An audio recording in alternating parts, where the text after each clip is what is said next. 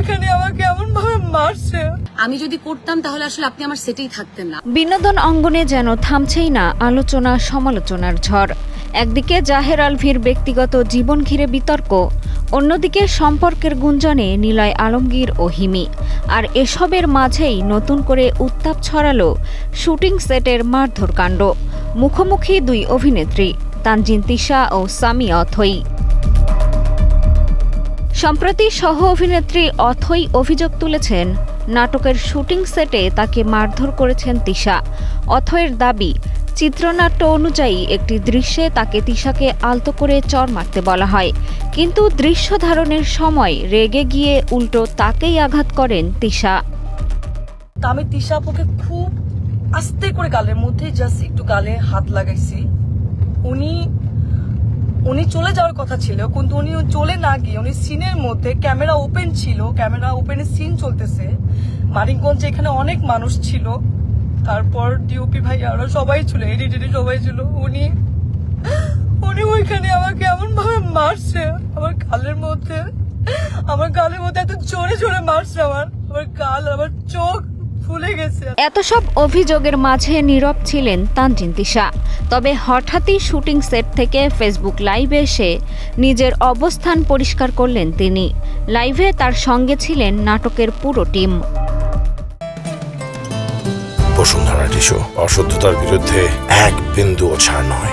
আমরা এখনো শুটিং করছি পুতুলের বিয়ে, যেটা নিয়ে আসলে 2 দিন আসলে অনেক কিছু হয়ে গেছে, সবার মধ্যে একটা ভুল ভ্রান্তি কাজ করছে। আমি আসলে আমার লাইফে এরকম লাইভে আসিনি, বাট আমার কাছে মনে হয়েছে যখন একটা মিথ্যা কথা এভাবে কুচ্ছা রটানো হবে, এবং একটা মেয়ে যখন দেখবে যে আরেকটা আর্টিস্ট কথা বলছে না বলে যা তা বলেই যাবে, করেই যাবে, তখন আমার কাছে মনে হয়েছে না, আমার অডিয়েন্স তো এখন একটা ভুল ভ্রান্তিতে আছে, ওইটার জন্য হলেও আমার এটাকে আসলে ক্লিয়ার করাটা খুব ইম্পর্টেন্ট।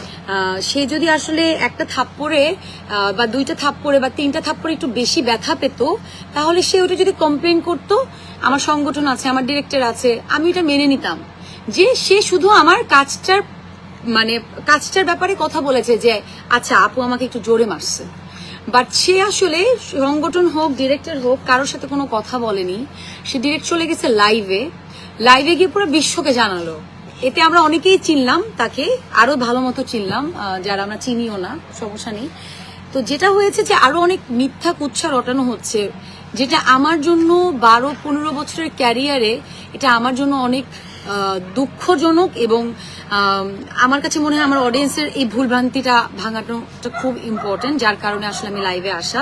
শুধু তিশা নয়, বিষয়টি নিয়ে কথা বলতে শোনা যায় নাটকটির নির্মাতা রাফাত মজুমদার রিঙ্কুকেও। তো আমি একটা ইন্টারভিউ দেখলাম যে সেখানে আমার সেটের আর্টিস্ট গাঁজা খাচ্ছে, তার ড্রাইভার দেখছে। এই যে এটা শুনে আমরা সবাই অবাক হলাম।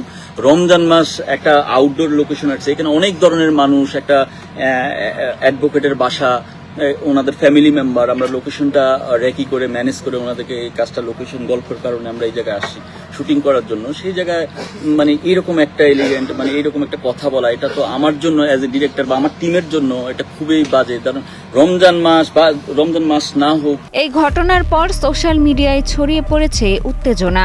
প্রশ্ন উঠেছে, সত্যিই কি ভুল বোঝাবুঝি, নাকি এর পেছনে রয়েছে অন্য কোনো অজানা গল্প?